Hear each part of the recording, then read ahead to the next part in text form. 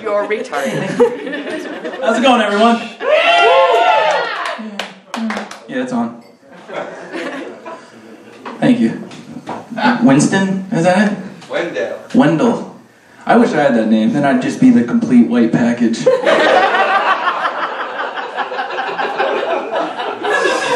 I took that test too, how hip you are. Mine was how gangster you were. I got Derek.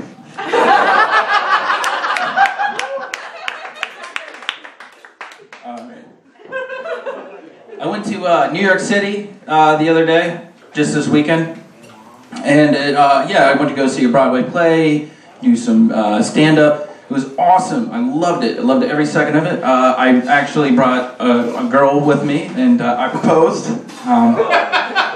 And I'm back on Tinder, just so we're on.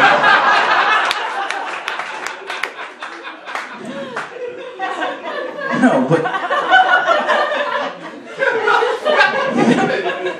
we were okay. I didn't realize like the homeless situation there. I didn't get it, but I was eating. We were eating, and this guy came up to me, and he goes, "Hey, can I have some of your fruit? I haven't eaten in 14 hours." I was like, 14 hours? What? This was like at 11 a.m., so he had like an early dinner at best. Like it just hit me. I was like, what? At most, he was like upset girlfriend status. You were not... Then he was like he's like, okay, you can be selfish. I was like, yeah. He's like, namaste. I was like, namaste here and eat my food.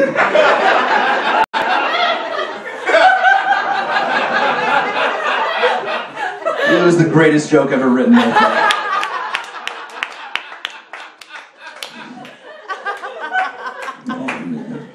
No, I get kind of being homeless because I was homeless for like 3 days.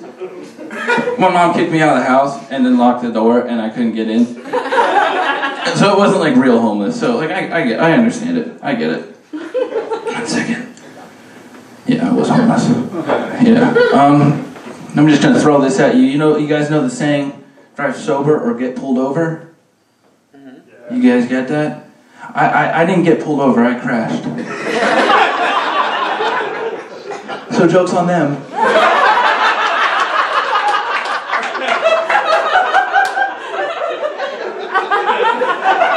To look at her ticket, I had my seatbelt on.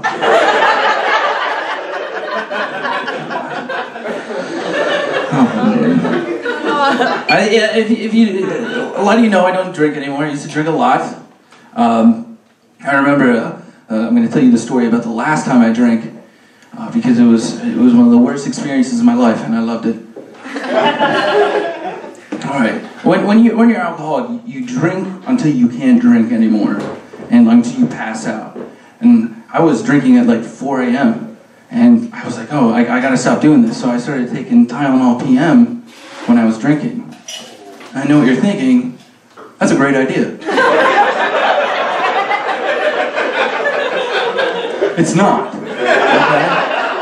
What happens is you fall asleep and you might throw up or poop, whichever one. And then your friends call the ambulance.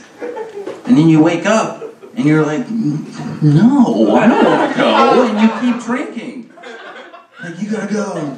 Shut up. And then they call the cops. And you're like, oh, no. And you keep drinking. And I remember, I was scared. They were trying to like get my arms behind my back. And I was like, no, because I'm a man. I'm not going out like that.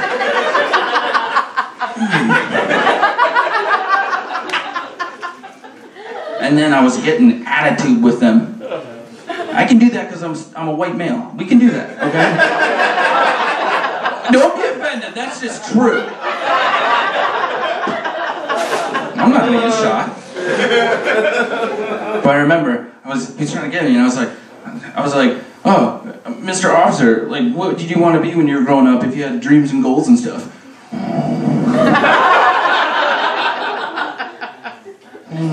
That was the worst thing to say. Because the next thing out of his mouth was, get the taser. And I was still an asshole, like, don't tase me, bro. Again, white male, I can get away with it. That was the one too far, I'm sorry. And I never went from being so high to crying like a baby so fast. Tase me. That was the noise I made. And they handcuffed me. And I was crying, you know, walking to the ambulance. And when they put me in the ambulance, they locked me up because I was a danger to myself and others. And I said, get me out of here! And the cop said, get the taser. So I woke up 23 hours later.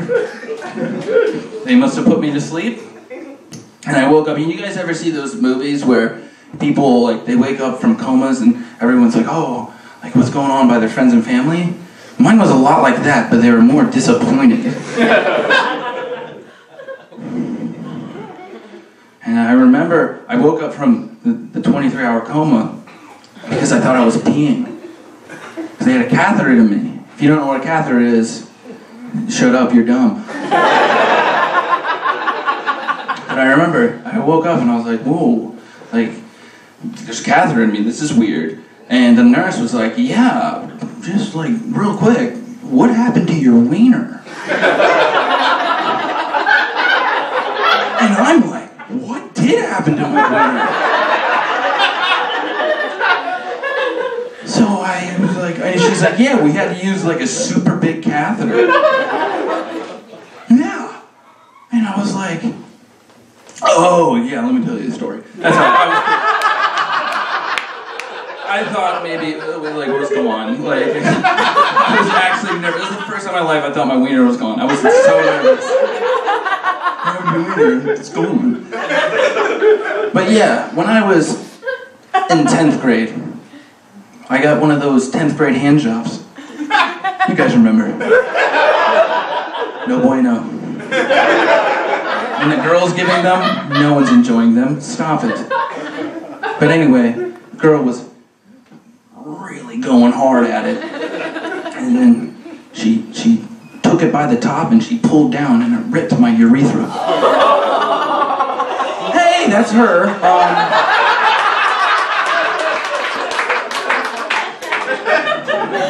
And it was the greatest hand job I've ever had.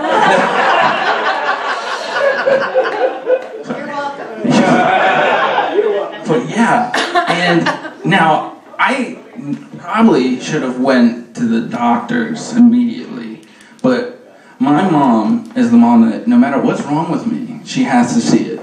I had an itchy butthole once, and she's like, let me see it. I was like, Mom! Okay. I don't see anything.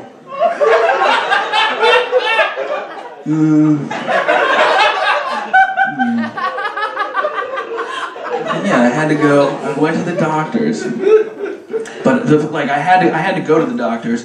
But I remember I needed a way to tell my mom. I couldn't be like, yeah, Mom, I was getting a handy from this girl. That doesn't work. So I remember I was in a baseball game and I was telling the other players, I'm like, hey, I got a ripped wiener, real quick, slide into me or whatever, and I will fake it. I was playing third base. Guy slides in, misses me completely. And I go, oh! Mom, you see that? Cut me right up. Mom, I gotta go to the doctor. She goes, why? I'm like, I think my wiener's cut. Let me see it. Mom, you saw the injury. Oh, man. Yeah. So now you know me. A little better. See, like, after I started stand-up comedy, I started to be afraid of going into banks. Not because I don't have money, because I'm afraid to be hostage. And as you can see, I don't have much going where I'm a good hostage. Like, I'm really good about talking about my wiener. But what, like, the cop's gonna be like, oh, who do you got? He's like, some guy that talks about his wiener all the time. He's like, oh, fuck him. Not like the president. We need that guy. They don't need me. Like, I'm really good at knowing what people's cartoon character, like, their look like a cartoon character is. No one's ever needed that. If I died tomorrow, no one's gonna be like, I wonder what that cartoon character guy looks like. Where's Matt? Oh, he died in the bank. Fuck him.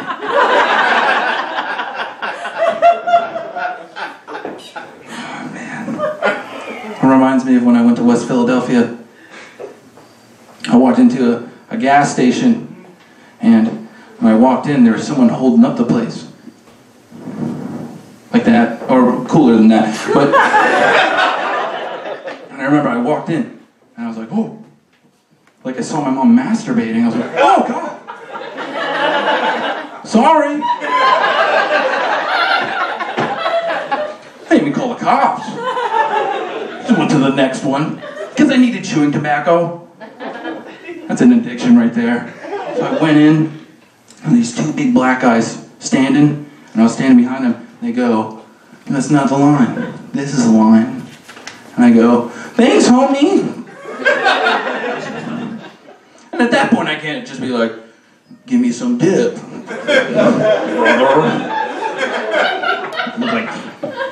And then that's what happened at my West Philadelphia. Oh, do you want to? No, I'm not going to finish. Thank you very much for your time. Bye-bye.